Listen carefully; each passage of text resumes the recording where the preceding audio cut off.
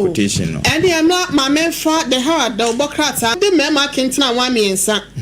Justice Bafu Bonnie. Yeah. On the decline. Acting. Justice Samuel Kwame Asiedu. Wait me, baby. One so ewaha. Ena justice we do mama inkina famudodo. Gabriel na me hu de toaso no. Awo na wɔkyerɛ sɛ enipa miɛnsen. Omumu bia betimi aba behye ma me get truth. And I as Chief Justice. Wow. And then so eho ensem eno no na edum Kumasi far site no. And I said there abeye battleground. Ade ama MPP flag bearer shaper you know. Race no. Race no. Aspirant for no yesi o go ni nyina ne se o mo pese o mo ebeto frank ade mom said na make ka se ye rabra champion kwa ho koma yi a so besia ma go no mu nti yesi said obi obekọ obi am say ye ra Kennedy nso kọ ho okay na ye ra afenyo ma kene empanyimfo nso ani ye ra ba omi anso akọ ese de ewo krata ye chi eno no na wo de wani kire mu ha se no so apam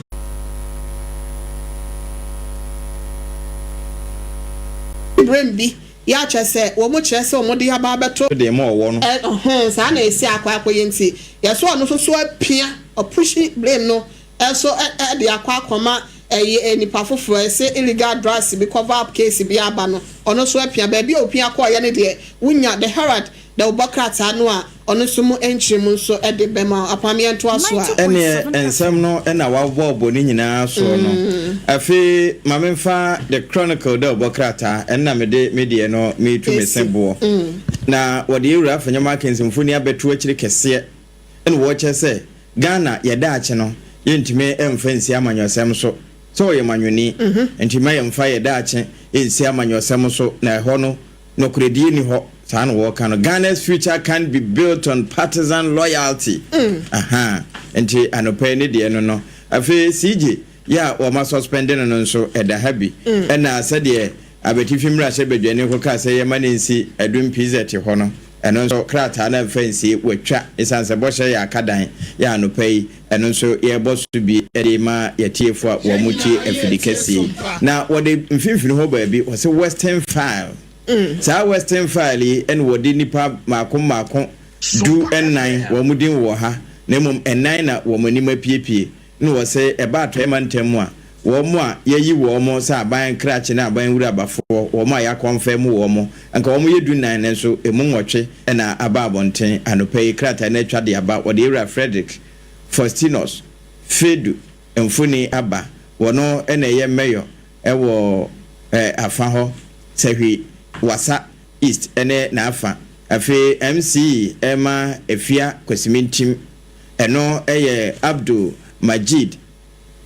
Dogrugu wono so ne de da ha Dr. Matthew Aye wono na ise woye MC Pristia Hone Valley ena wode Priscilla York enso emfoni aba Amanfi East wono ena wo hye abana mu ne de da ha bi no wo se yenkan titles etimiensa ninchiche mu baako de efre ne tito no etimi ensan yi mu baako enti fa de ekura wo no bra na ye de isi akwakofa afrefo wa homa no so no na family quotation number asempa e kan de wode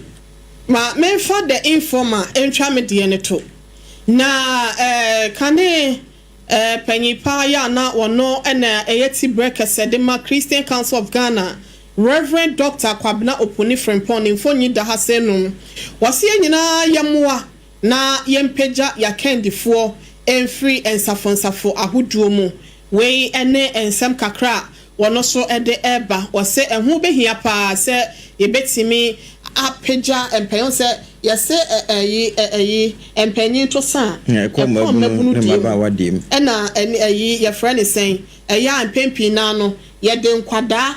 mrantie ne maba wa mabunu no ena ya na empanyimfo ni firi ho no be sha na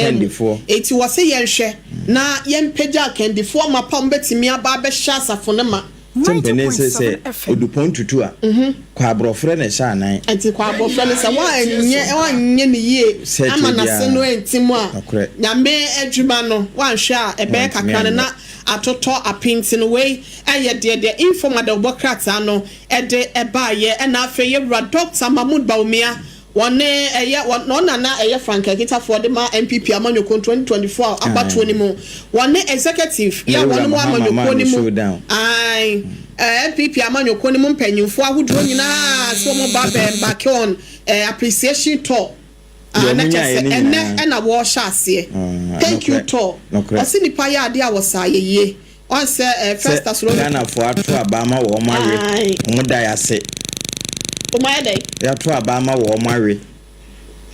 wo mo da ya se se ya mo wo mo lusu enyesa o so mo ko thank you to mo to mo no okay wase papa mo boni mu okay ye fa seda emma ono asafo awurade nipa so ya de osayeye okay omunya percentage ni bi omunya kakra omunya bi na omuhu omo to ma omo ne de sentina omo ya fa de bayi wa want to ma ne bi ara say ade bi wo ho a wo hwe se nipa da ya ma wa anya ma say e say wo de wo ya ayefro na when inviting Kofu no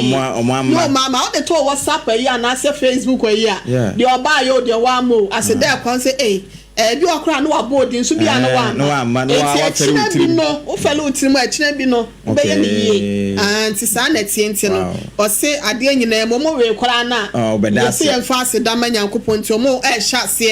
enne day na apama me fa we say na yenfa entwem na yen sorry enko afrefo no eso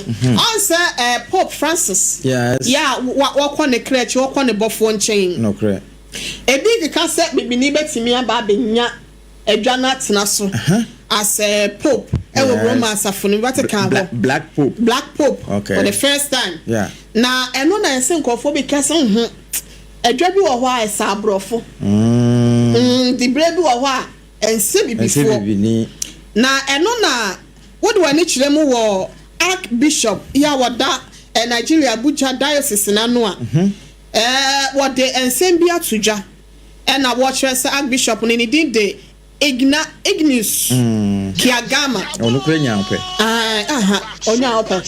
what so ope sentina o mo kasa ho no o mo asase kasa ni nyina dodo na ye cardinal for no so no na pope ni ho a ye to o mo so abama o bokose anan nti o mo asase kasa no ase ye ka ho ase mo bo se ya pra ma obi o se wa rubbish enkofo mo keka san na bibifo entimenyo Africa bibini ti min di se adwa no as pope wa Vatican no enti no entimenyo o se hey ni nyina wa bo ne bongala wa bo mo nsam ne bongala se munya de mo keka no na bibini betimi bibini whatever a white man can do no black man can do and do it well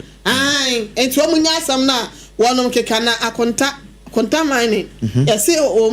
ayi no omu license no ya revoke magic and we serious allegation I was say and na melembelem na hye bedwene ya wasa ya so afo hwe ye nsase ne obo ade no do de ya wode ama yeso ye wrani monyamfo Emmanuel Kofi Amaboa chese omu ekwa omakwa hu sa kontaman ne wo ye galamse say okita license de so no concession e ma China for ama wo ma ba so mu wo evidence tiano ana ono se omo evidence omo family na nti wa ka asase no no wa fa ba defo ama omo yemu adwuma na o san ma omo ba bi se omo nso ni di no license nti no se ba bi a yetufo magudi ye bi no betimi akoho nti aso akogya sa oje concession na so so ya ma no first pa no na wo ho nyina no oje concession na mi wo mitumi krata mtimi kotu ayefo magudi awo so nti akontaman ni medina MPP manyoko no ne yewura elembelem no ahye bedwane yewura ni monyamfo Emmanuel Amakofi bo mo fonyi da hase no mapam yɛhwɛ na yɛmfɛnsi ne ma afrɛfo no so emre mo afrɛfo ebom no chronicles ya no pɛ yɛnkan Titus okay 3:1 okay ɛno na okɔ apam dada no ma yɛfrɛ ne Tito eti miensa ne nyimu ba ko na eti fiansa no se Kristofo abrabo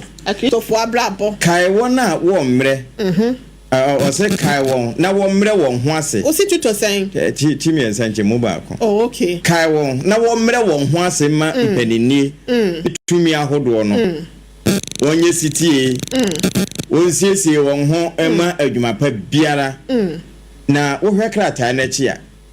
wo de maame Gertrude asem na ba beto obi okay na yewura afanya maken so donkuma ba no de nso mfoni da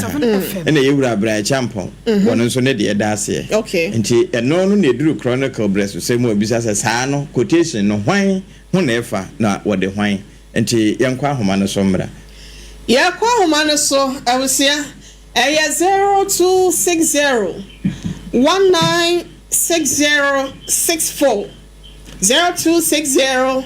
1964-65 and now 0260 1960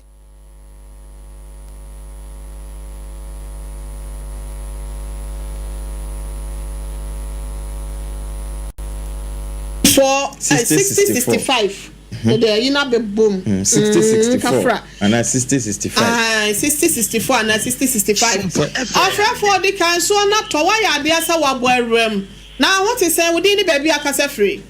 Sompa FM ofan kwa bare so the beat all enso no to papa nya agro ha yiri enso no to ha yiri papa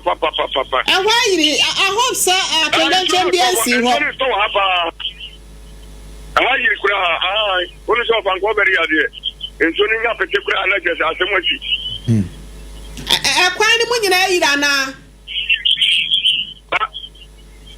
akwan ni mu nyina yira na sa mantamo ho kwan ni nyina yiri mantamo nyina so bi abi ba kama enkrofo dem se bi akọwaka enkrofo dem se bi ko ekwan mu ani mantamo nyina na yedem nyina bi ewurawura ho oh monka fra hope so de oye say ye nyina ye tie sompa oh one de nso na anyiri wo ho o da bo de ama ho ye nyina ye tie sompa you are no pay ya da mo ati oh David me me wo de me aha enu ti me ti afidie no yanka sa afafo nim na ma me ka sam ni why ye tie o Dabi me so ba no atwo ho afi afidie no nya sa ahoma na be yi wafi so me fa ko nyo na me chia dia pe general secretary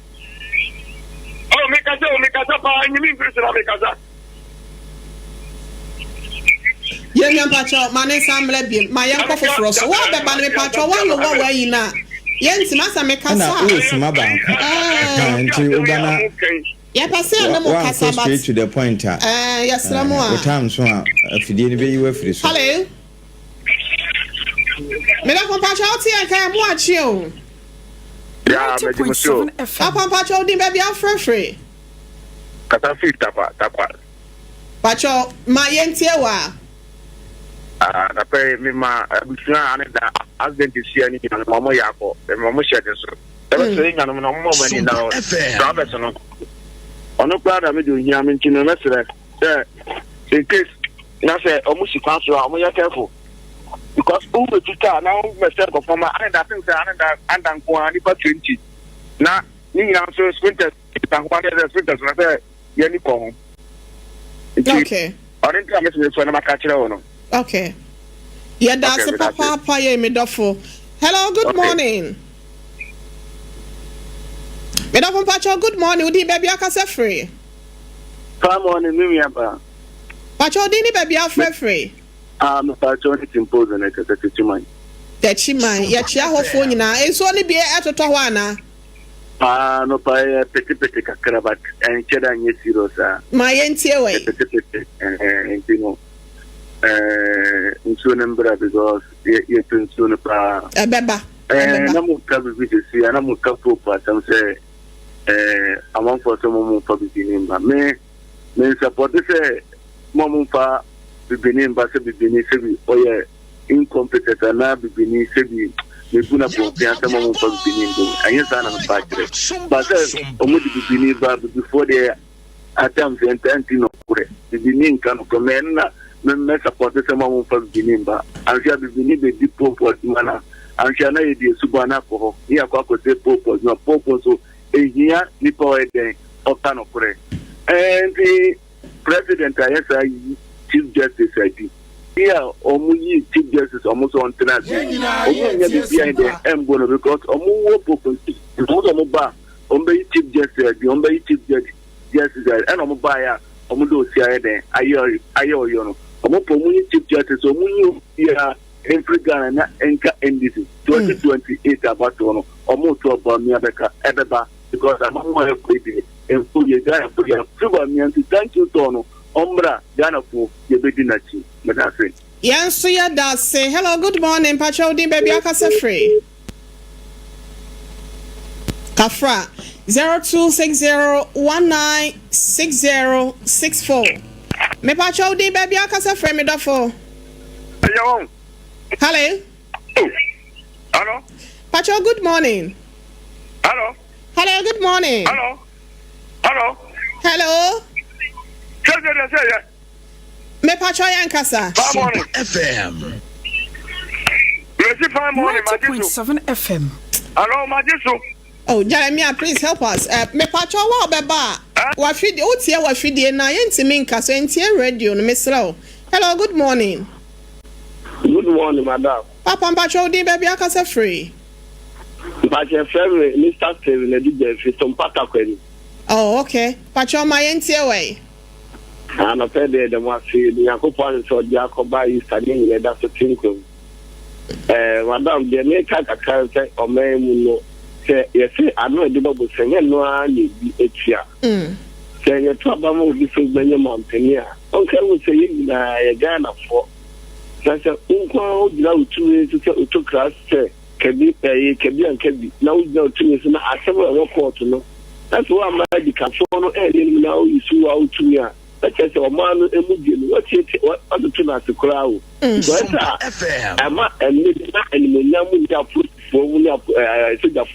and one you come me. Oh, say any sound man who put so near Ubuna Day, and I'm a country to come say. Into Mampany Mahamadoy, and also Jumbo and Tua. And the two and Tuma. They say, oh man, you get no or the 2 years and this Galam system. Sometimes it is not a say, oh, power, but my or my what I began say, I could for them before I'm still into because I say, and this is for Nayana. Obanyanza for you will bet you can say, no, and on travel. Yeah, that's Papa so Fred Wadre Ebaye. Hello, good morning, me for baby a free new ding. Hello, good morning. Good morning, Pacho baby Akasa Free, a new ding. I just come Santa Maria. Me Pacho my intio. I'm a only Mr. Pam. Yeah, Joseph. Mr. Pama Magdalena, I'm a bonfire saying I'm money. Na appointment, no. Ambassador, in appointment, no. I come to a bonfire saying I'm Mamunya. Hello, good morning. Oh, my man, I'm asking you. And call some me from Pacho, didn't maybe Akasa Free. But away, well, you're very much, Nana, I'm walking, make us a feet as to boy, I use one of us to see. Yeah, that's my intio. No more about it, must move, Nanny Chammy, MP, or Batampa, either, I do as you do, and you are senior Miking, a minority leader in Parliament. Miniaba, a chief justice, and they are suspending no. A end is team poster on bar on Biba Menefio. No team poster on person we letter commission chairperson in the free hall. Give me Ginana, letter commission chairperson to me this law. No 90.7 FM. Only the letter commission chairperson in free hall. And to what is more. Now, when I'm going to say, democracy, and I'm the 2 SNU, and you see any democracy, air mind, because judiciary now. Chief Justice, no, for my people for the 2, for my Chief Justice, no, or retirement and say, I'm judging a wood, I buy, judging a wood buy, and so, and it's just a community free of, and then, now organizer, like, yeah, what there is so many ways to clear a car. And 2 things was there, or tiny, and any move to and yet, I could say, American fool, that the echoes also am what, and I check on that mining, like the Akonta mining, Galam say, still doing Saturday for us. I won't say this, but they were NDC MPs do a even at Tom for Kuma Iron for a town or so. Okay. So, and I asɛm na waka fa ho yɛ ɔbaa bi so yɛ ɛtu so ɔso yɛ sɛ galamsey odima kɔteɛ paa ɔmo tumi nka ho asɛm na kwa sɛ tɛma wo tumi ne ho ayɛ ahi ɛno ka ho bi dɛ ha ne ma ne kɔ so ye na the side state na ɔman Ghana ha ni nke etna yi ma ɔman Ghana etu mpɔn deɛ fa bɛ akɔ yɛ ɔdɔn tangana ntiri Ghana na da na da ti tumi nyɛ so mpaso na ɔtane de adɔpɔ do ɔgana mamum ya me ka ho nyame so nka ho last caller Pacho, good morning Pacho di baby akasa free original apwa mi be woni America ta fit achima fo nyina ho yɛ de ya papa achima ha papa ya da se pass wa friend Pacho ma yentie we amenya naka kakra afa yewura ba womia ene ne MPP wo ma se da wo mo so de be ena yewura pam ka ye no eja wo meda Ghana fo ase ya to aba ma wo awe na MPP haru de se bitoda wo ma eye fast Ghana fo ana wo ya smart ne ye denya sa wo womia yempe no wo mo to no sa amre ya enye yi e ma ye yempe no ye se wo mo nsesem ada wo ma dibi enye yewura na adu na ka je ye ma mpenye ko fo se se woni ne vice president wo mo do mu dia wi a wo mo nko na afo from la ere na do mu nko azo no chenje na ba wo mi ano mezo mdene ba no yempe no ka kom die wala se ma te fa azo no ye beto ba ne tia wo mu sa wo mu mapa wa da yo mati ya da se papa pa ye apam aju din na Kofi Jomo ono so Facebook o se mampanyi Mahama ne NDC fo no ekwan o mo fa so a wo mu yi chief justice every ho no ya ADEA we agenda pa na wo mo edin na mo hini na mensa jepin so adwuma hyehyɛ o ma hyehyɛ adwuma na abamu saa no esasem wo court a untimi emfa ho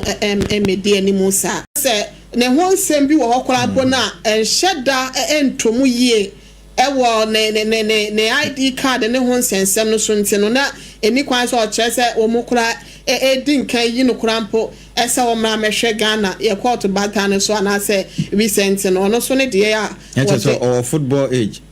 I say bia bem kana na bia ba Masawood Kumasi Bantama ene ono so kasa de afa chief justice almost so ensem no ho a wase ni nyina ka ho bi ena ND so mo de reset Ghana no agenda policy no wase ni nyina e ka ho e bi Wumbe Samuel ensu tie ye life e wotema wase accident victims ni nyina no won kra no erade mo baby pa emfa ensue apam ye de se ye bre no enya ayebe kona agudie mu nsema ba Osieje wa akode the cute girl with wonderful magic voice for the agudie mu nsa akopama so nsem de coach kobre ma nyina da obetena se na ode amaye midi di ohene re ma me akua yeboa asia mabronya anopeme ne ohima akunu triple A mine ejapia apam dada na akosua sorry a onyakopon asem beba wo nchen from Victory Charismatic Chapel International Reverend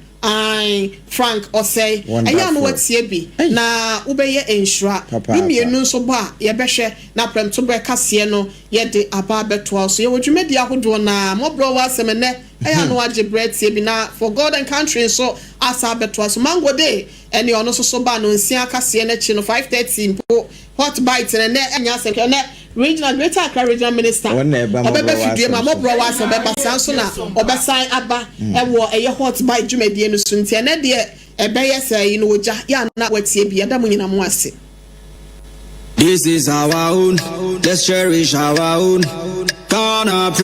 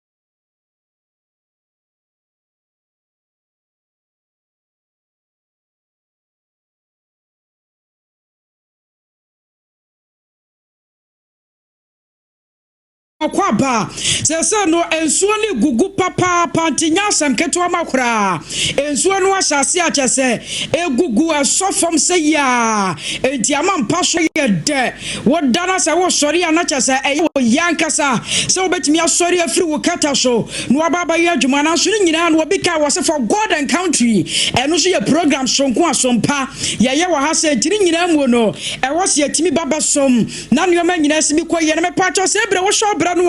no so no about 1 minute no aduana at 7:44 a.m. etinya sanketo amaye ba bejeje nsemu anso atumi dia go na woni se enrada me bowa maniasa ye bekenka mo messages no anso atumi dia amount kwaba ne se no a aya join me live e wo Facebook one man ya Sompa 106.5 FM Sompa 106.5 FM a ye betumi akenkan messages no se die so na sase gugu no ye baba bensam ne dia ma wor me pacho me dim ene akosia aje wakwade boaten na ye sansam no asentantam ana se fisemu ene ye kwakwahase enso atumi dia free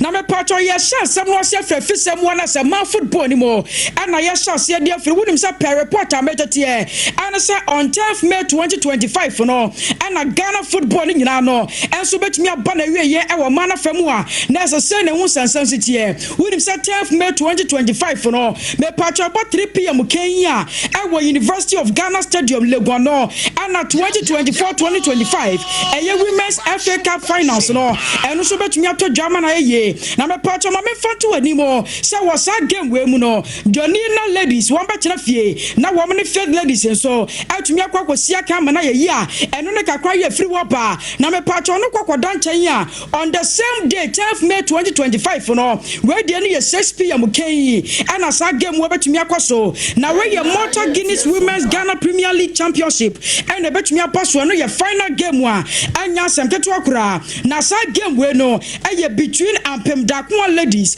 womni police ladies na betumi asia kan amanu ma nyina datumi akoye na me part of report ametete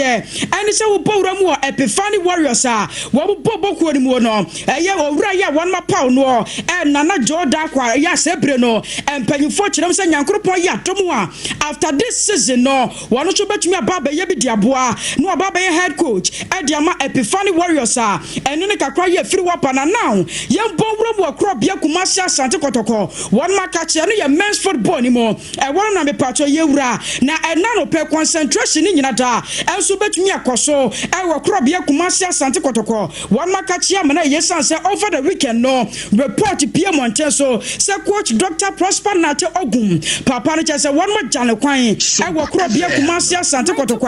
enya semketo ma na intelligence amegada ene se na da duebo 9 am Kenya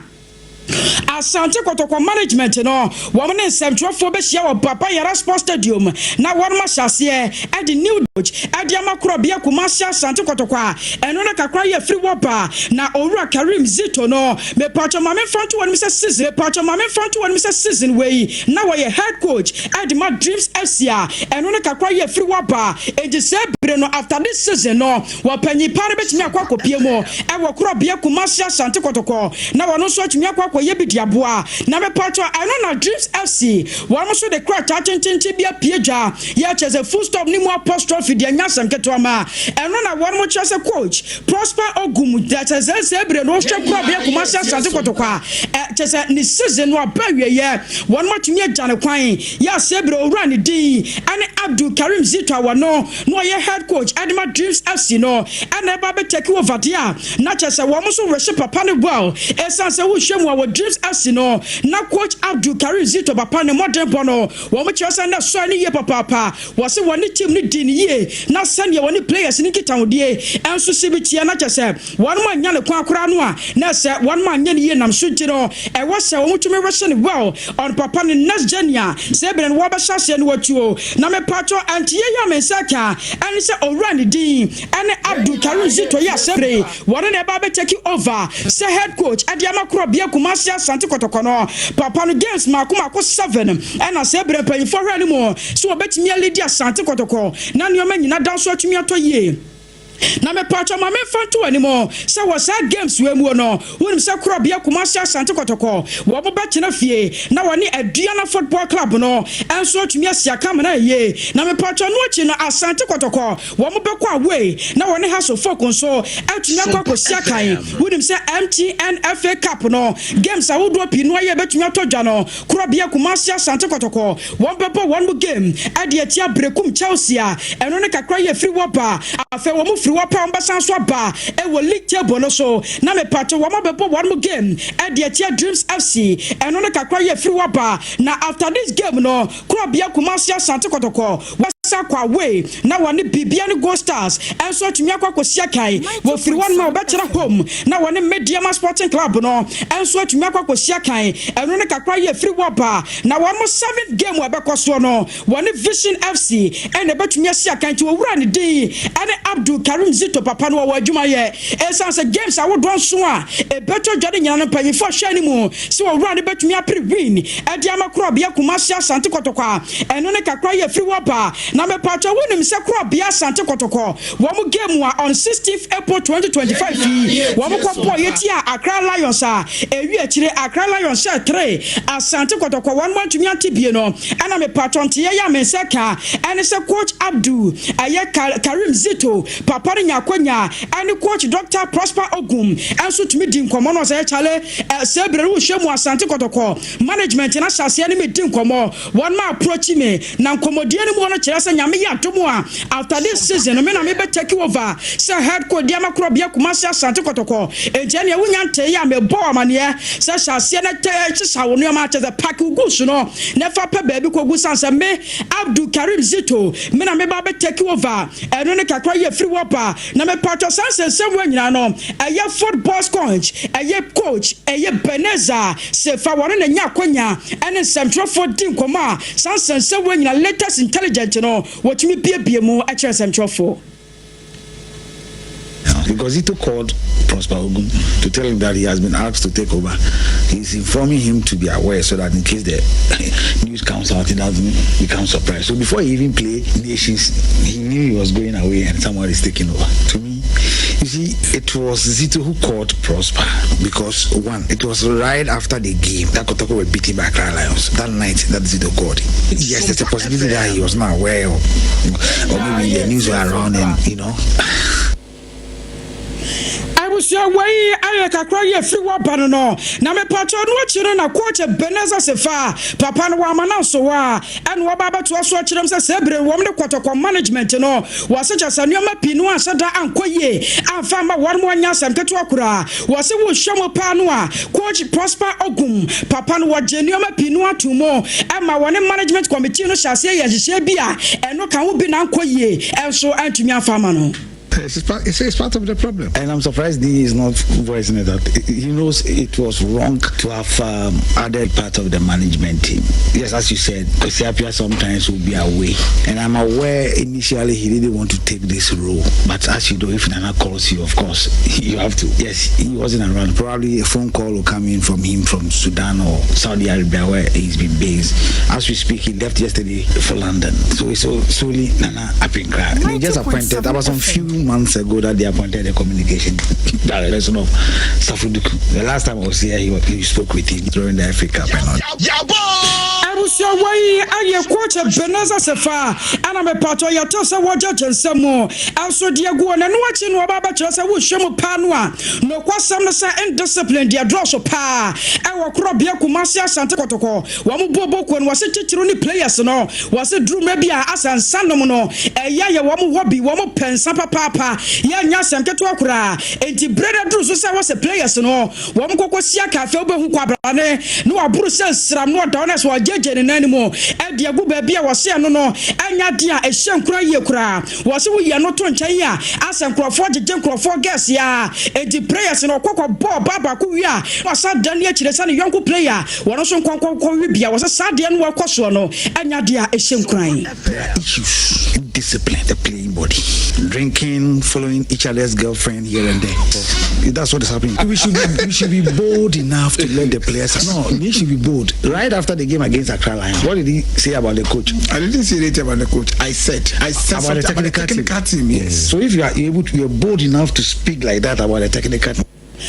abusia wai ayakakra ye free waba ye jeje mo anso dia ma ye for sansem den kaka tro se na no pe no and bibia no gina kro bia komasi asante kotoko one month na woni se former editor adema asante kotoko express no ayo owura jeromo kire na papa no wono so nya akwanya ne nsantwe for di nkomo eno wo chese wo hwemo pa no a as a club no wo vision no wo form enu ma shada nkoye na mo se ye bone pass discipline dia ene na wo betumi aka na se wiase mo bia no ma wanya boneda enti di onya boneda no wo betumi atobo adiabo players no because the club has no vision. I mean the club has no plan. The supporters of the club have expectations, but the expectations are based on what? Do those expectations align with whatever vision or plan the club has, if at all there's one? You see, we seem to think that buying players on wholesale, sacking players, and block, or just those mass signings is what will bring the sort of quality we want to see at the club. I have been listening, and while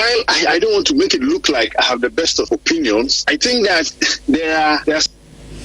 I was your way kakra free wa para me pacho ro mo kire wa mananso wa ni nkone wadie mu no oba ba kire mu sasabre no se wo hwemu pa no a se wonya akonya no ne asante mawuradi nkomu a anka asamba ko obeka no se won hwe na asante kotoko no wonya investment wo mu sansa no betumi aboa ama club no enso tumi atumpon. My first point of argument will be investment. Without money, there's nothing but the work, because some of the players I know for a fact that we have sought to sign because of money, we couldn't sign them. Again, even if you sign those players, I'm saying that we all keep saying that we are tired of the Ghana League, we are tired of Ghana football, we want to go to Africa. The standard at Africa as we speak will take money and a number of years. It is not for nothing that Nanaya said that if he's giving 5% of Elali's budget, he can do something in Africa. I agreed with him then because we saw what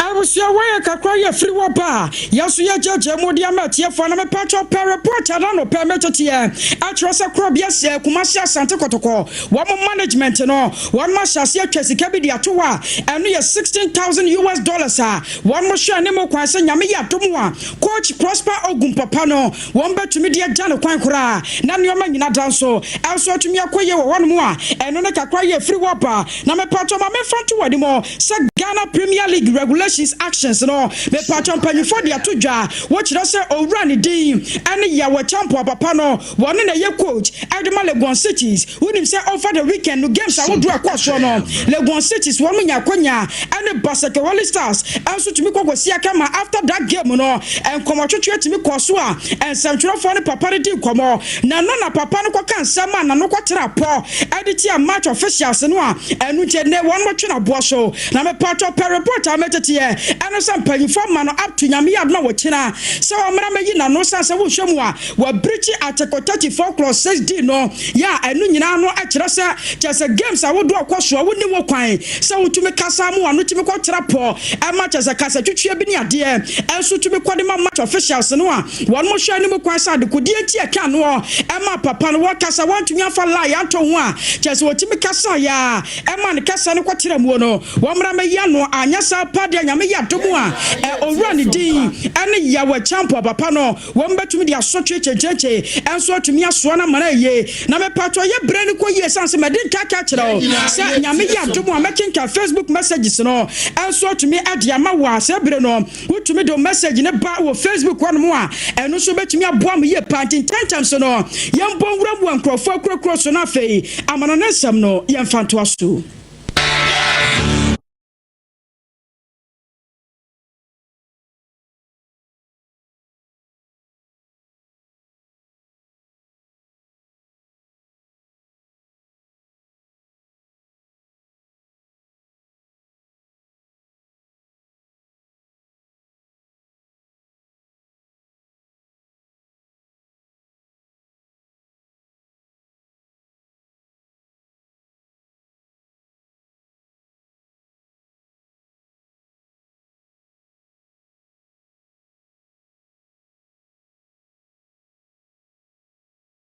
me patro ya join me live na ye for Facebook messages no also entbi enfambre wana chase ye bekwa kwakenkan kakra also the free one wonim say eno the games a wodo pinu a also to me toja na wo English Premier League ni mo no me patro ma me fanto wonim say Manchester City one more china fie out on Saturday for Aston Villa ma after the game no 3 goals to me pie free mo pa ya Manchester City one mo share 2 Aston Villa baba timu bakwa eno ne kakra ye free waba me patro French La Liga ni mo no Paris Saint-Germain women Nantes ne kokosi akan eno kokwa ye 1-1 draw one more eno ne kakra ye free waba me patro ma me fanto ani mo se Mallorca women Barcelona e kokosi akan wa Spanish La Liga ni mo me patro Barcelona she 1 Mallorca to me antibi we say Valencia women Espanyol ene kokosi akan eno after the game no e kokwa ye 1-1 draw one more eno ne kakra ye free waba na upo wuramo e wo English Premier League ni ma me patro ma me fanto ani mo se another dua matches a wodo pinu a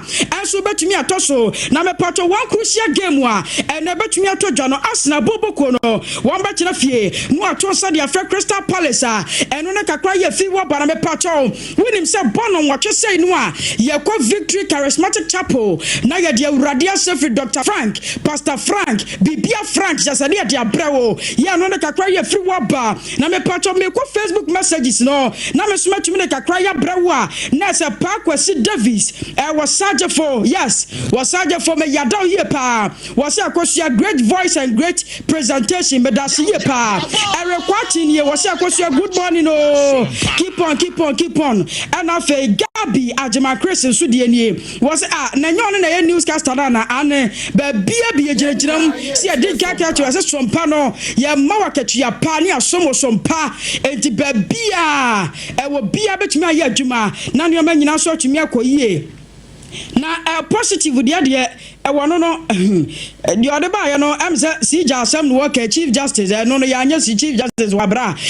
ya da se wo de kakra ba na Derek ayi chansu de ne wo share live and so e wo hono mu a anya senketo ma wo say good morning sompa me pato net king de ne wo say more fire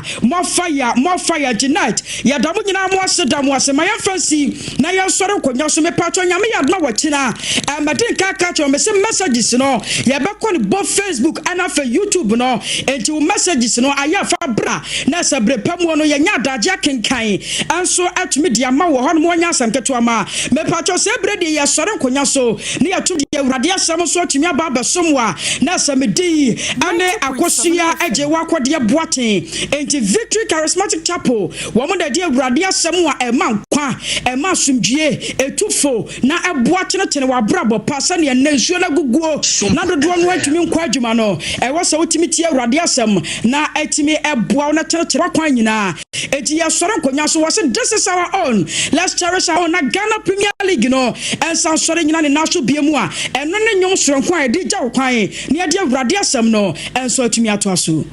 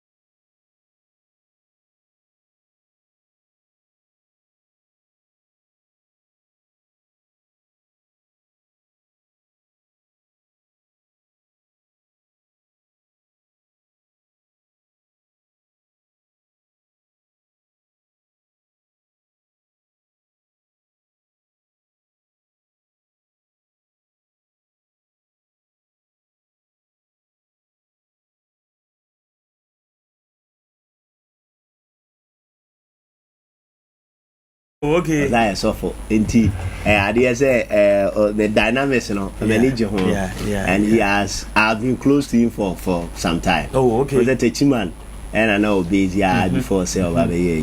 Fountain Gate Chapel. Sorry. Wow. And yes, NT.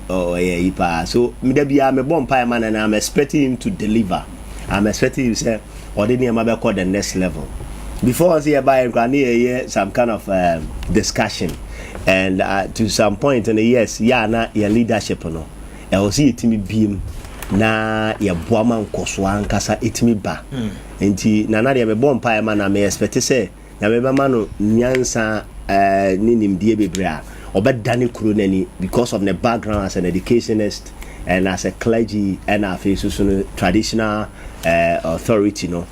Say, and I think so we are going to enjoy the conversation. And discussion about and you know course on so many and it's a very good one in a between up one Ajuma okay because yes before saying another bano say President John Dramani Mama was set a committee in the report ba necessary yi Chief Justice one here a woman say constitutional case President Mama the oil no constitutional e ma ho kwan de nanso so and here na ebia say aban foforo na bebe say franto say hwan na bebe oba no so be kase 90.7 FM Chief Justice ebia President Mama yi ni sabri say MPP say hwan na bebe on so obi akọ chiri e de ono so sa Chief Justice no so abori charge na President foforo na oba no so akọ yi no a e basa e judicial service no na say e dey grow atopre ono mo ya adwen yes adwumara de kan ye be chia na nanoma tena nkonwa na ya chia eye penimfo wora oti SOMPA fan club for the toss me so ene wonam said ye di bu man no na saa na individual bia no se asembia si aye wo mra kwan na nhihye dia wo e wo se do fa so ya amfa so o man no edi nhwamo o man na di wawu na basa na ye believe say nature ankasa no se di obi agide bia no wo kwan e fa so a etuaka wa hwe be dia akatua ebeba ba me challenge me wo sa de we ho pa ye say one adiwe na o say ye very very careful issues are matter anu nti ye di yi ma me no me giri say enhodi water age say enu a H Prempe Professor H Prempe or aye this omo organize a debate for you aye okay was say omo suspend ya suspended now ade nti omudi no na so making nyina public e mo bi ehu and I support him because there me who say Sami Jamfiel communication director Emma NDC amanyoku no say that good board na no be kan say or the public funds ne money yi ni at one side of the allegation but directly at the end you dealing with the Chief Justice and you dealing with no way another issue to be dealt with no say ba see say nipa no gina baby no office ade a wo ye ne mfa na kwam ye de mbara ni nyina to aye clear amawa e wo se nipa no e wo se ye jane man ye na djuma nye se humba be se nipam ana se o man be one sided na so o man ko one sided a enya de ade paba two e basa se de o kan no ababi obeba bia be take the initiative se opese o yi nipa on favor the free order na be se because I process okay na kama nu we no na djuma no eye ejina brane sa party sem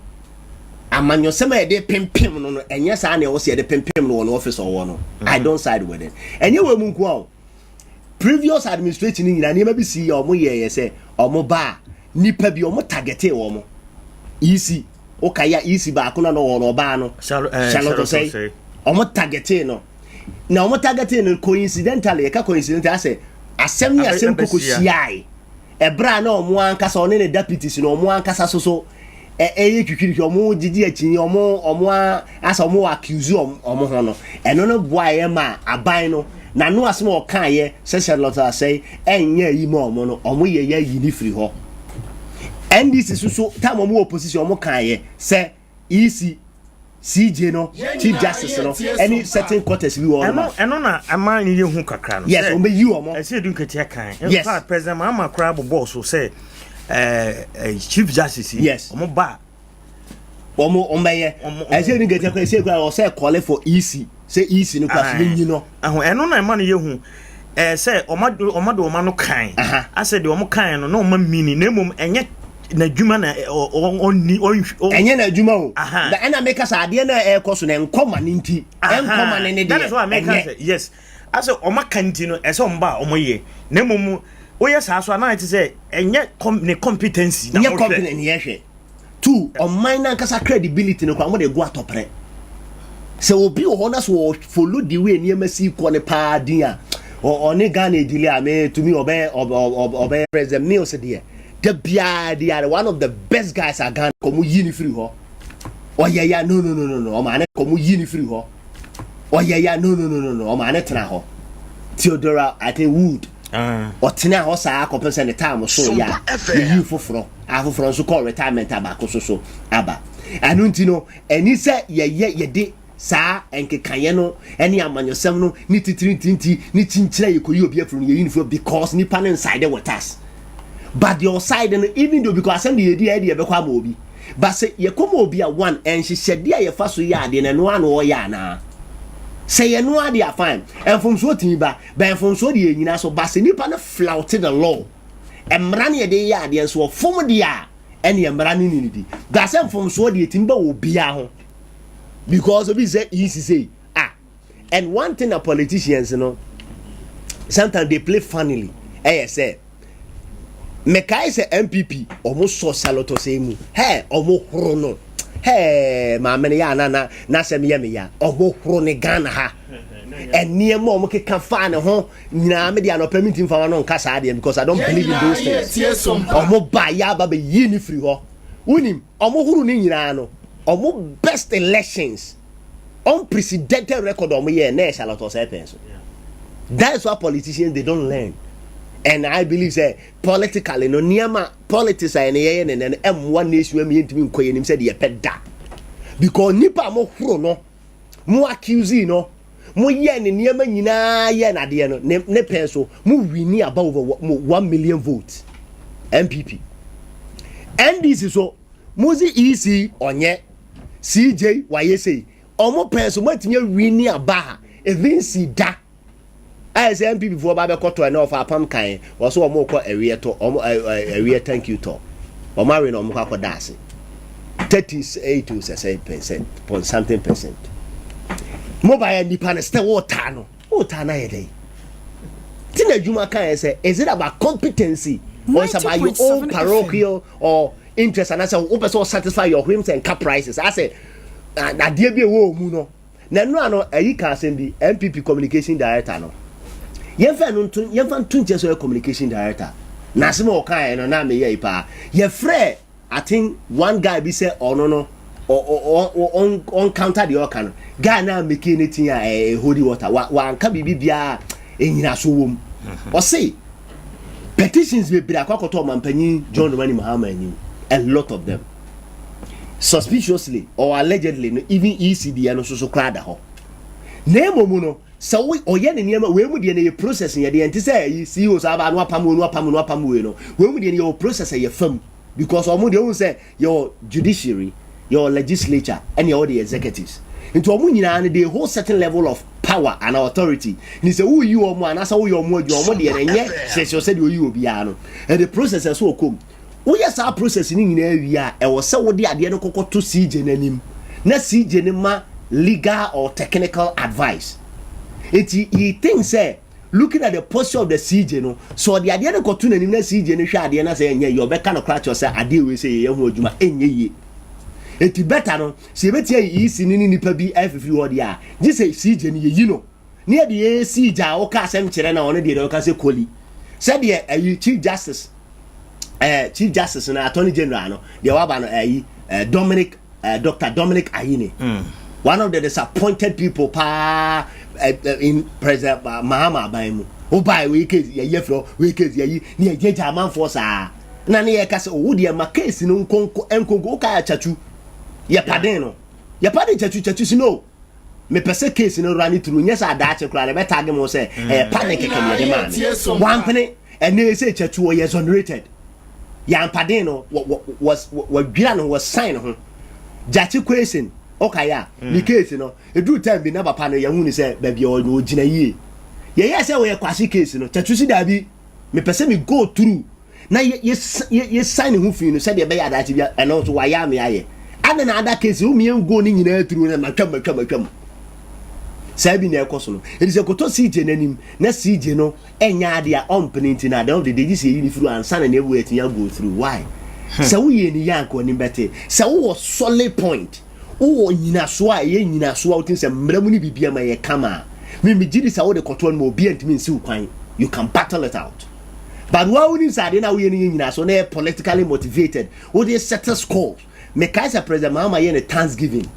Archbishop Nicholas Duncan Williams Ekacheren said, don't use your authority or your position to settle scores. 90.7 May na mediaba no rasa maru ayama de enti mabana me de sa 2 minutes betintim no so dabi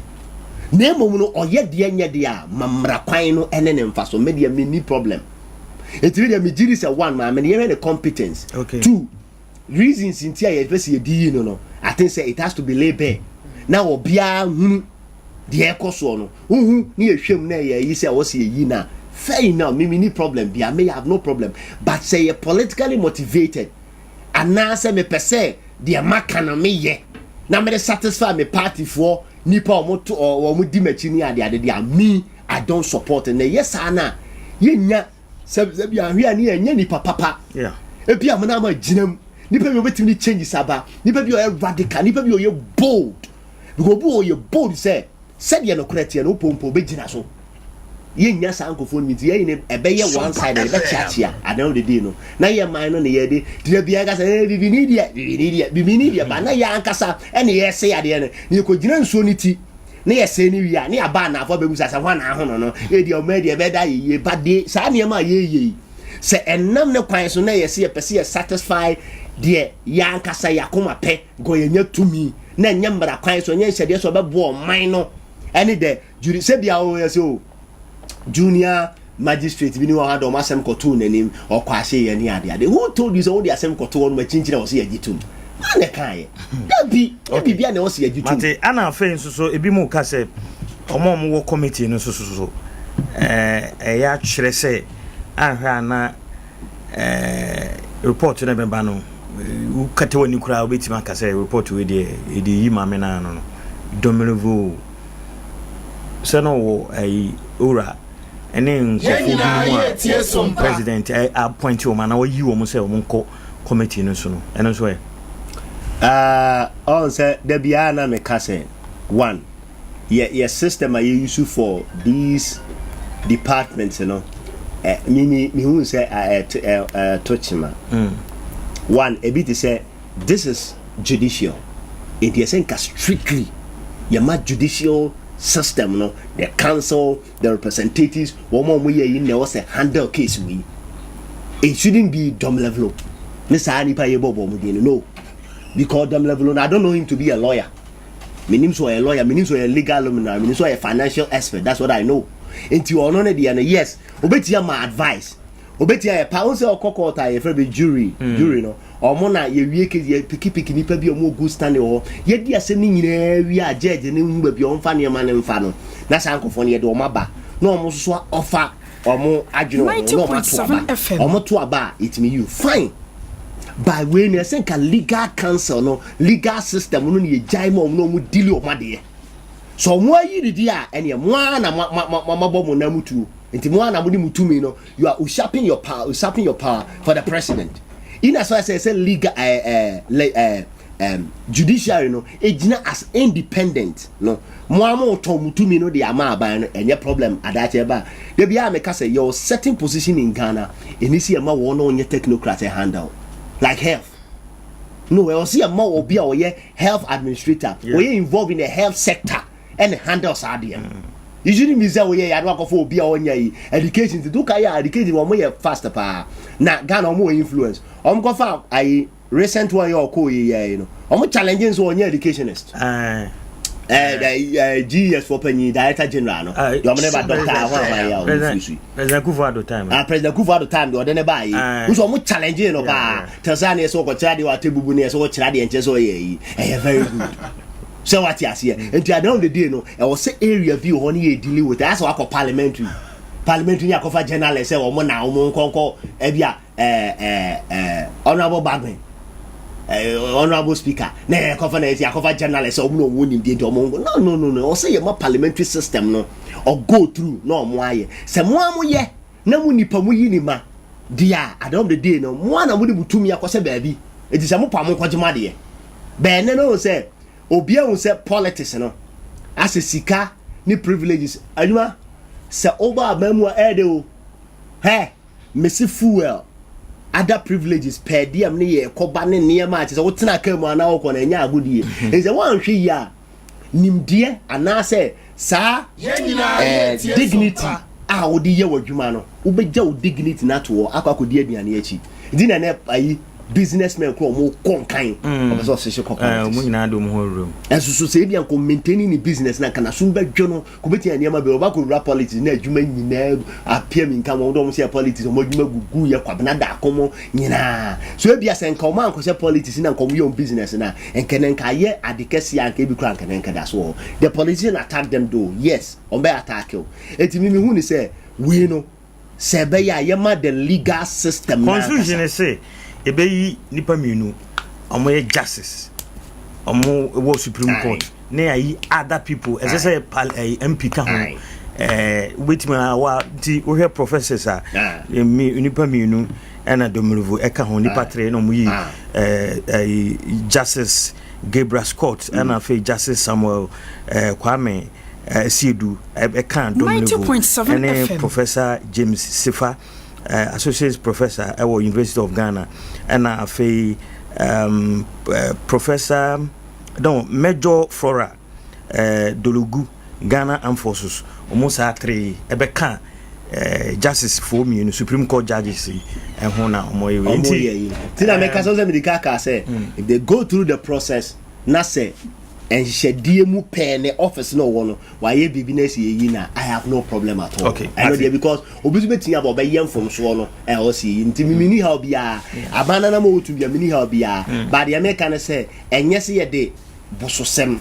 na mo yam fam mrakwane hye the process no namu no namu no si ewie na ma me na yam from so bi why ye bibi system no operate na nya ye ni abone ye na Ghana for nti dem dika ka say ma Ghana for M40 aban no he's not doing anything wrong.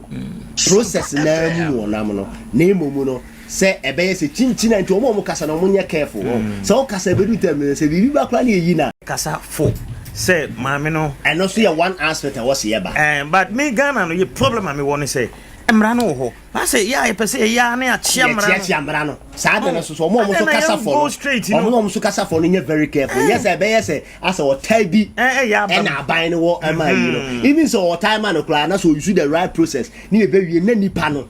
wa fom mara wa fom edu na make say enye medium I'm not here to say aban onye anamo onye but yen you should due diligent yen set precedence enkonko say we ba no abesa we ba no abesa we no name we be ya ade aye you should mra kwa ade aye ade am nipa no wa ye aduma efficiently and effectively me that say brother Philip and I wotin nka no sabre de nana opoku jima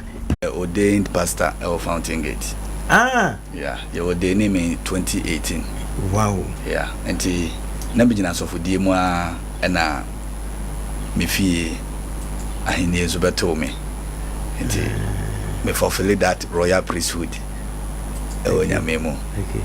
Yes, all signs so chere ade ana one hour education. Yeah, me na me teachman of district educational directorate. Me na me head of supervision. Wow. Hey, na utimi keka we nyina bom sam adwuma wo anfi yes yetumi ade nyina ye enam Christ a wo share de na ebi mo so kire se wo ye sofo na san de hina ana enhyeda nkobi sa ne ade osofo pani ba ko no so tie yo aye nipa na dwen se o hwe ahenni ene abosomsem a ewa ahenni hu no eye nipa ehu a nipa wo ahun se wo ye ohene a ni obi ahwehwe ne se wo hia bambo wo hia protection ahene ni ye separate na abosom no ene ahobambo ana ye nananom e de bo mo ho ban okay na se nyame ye wadom na o ahobambo a eso chen bosom dia di nti na o se usiba fam ebefa ne a eye ketwa chen ne ukura enti mahobambo no eye ne efri nyame ho na eno no so chen bosom bia de enti se hu se obi akonwa ne na bosom sema eye nipa no choice eye onim se ho na obenya na hobambo but men so mahobambo no fri nyame ho enti saa na ye kono ba se oyo hene a ede a amamre nsagu ne bosom itimi ka se konfo man konfo ne sala na ende se ewo ho o se nyame som ankasa no akwete se empire ni posture okay obi katana ni bo empire obi bo a wonenam oye dede obi si born silent obi etimi fa oil na odi guti sene ye nananum gunsan ya eye amamre nti se wo hwese ye nananum gunsan ade omudi nkan ye ne se ye de nsan kire soro ansana ye de binso abafam nti traditionally no ye nim se nyame wo ho nti ensago no eye form of prayer nti fa na se eye culture sa na etie nti se mempa bono enye ne a ewo se me ko gina ko gunsa na ne me bo mpa ya kire no no ohia se me gunsa bibia nsi me ho kwan but amamre ne amane bia nso ni ho a me asosofo amade hene no mesi ho kwan the only thing is say uye bibia ne se ne wo gidie kire wo no any effect ewo me nkwaje ene me salvation ho sanity and at the end no na always justify the means me bompaye me nyangu nsa me nyankosum bosom but if I'm having a resource nipa ene me manfo pa ne wo he ne be choose nti akoye challenge say okay niema we enya de ameye banyame adom me koso me kuro no nso koso me ogidie say assignment sisi mafa e de ato me ho so ebedrum pempen so bi ne nyame de me beye no ebema ya hwehwe ne a me nso me ya enti me koso eno ne me fapem mengu nsada but ye gunsa e wo ma hemfie oba afi nana yemra yenkomo na so okay last week ye ena odi nana eno fasha wo ye na fibia na ye free Easter ye afanshe okay ne ma ne ye afanshe ne se ye din ye free no ye event see in the olden days se oba ye history mu a akama nyina krontere ne ye free akan nyina ye nananom efri srem anase esoro ho ekrosu nsuo frawo ba bia na yetima frɛ ne sɛ aye Southern Ghana ya akamfo ewo hai abonofo na di kan enti edin bono no kyerɛ sɛ ebunu is like near adinkan na omoba no sɛ what ya yɛka bibi sɛ akan nyina PSA ɛne techiman first no nanka nkrazamai ha nyina nkrazan kuri eye techiman for asase bono kingdom na ana makokon ne niema nti ye nananom na omusiesie omuhuna omunamanom ko hu cave bi abodan bi a ohyema atamfo hu na sana na omo settle 90.7 Jombet na cave bi ewo nkrazan north between asache ene pinihi ye frɛ ho amowi enti amowi ho na omukɔ hyeye no ye cave ewo ho sisi a me na okasai omuhyemu na ye wo na ya say dore ye doso ntina ches ewo ho sisi a ewo between pinihini pinihi ene asache wo kwa ye bi ewo wonsa benkum so ye reserved obi ando ho ye nya bibia ho eho na yes eho na amowi cave no ewo tinipa no ewo edoso no na omso ade no yenkom tese die yemfiri na antiase ba se ne ye free nti omu pie free bon mu no first ever kuro a ye de echichire tena specifically enkyere se event we esi Easter break but after Easter fibia tie no am say nipa ba yi pa what the BBC money so ana yes the BBC eni so ne aya ye ne se edru samre ya ye manfo a motete akwantu maba no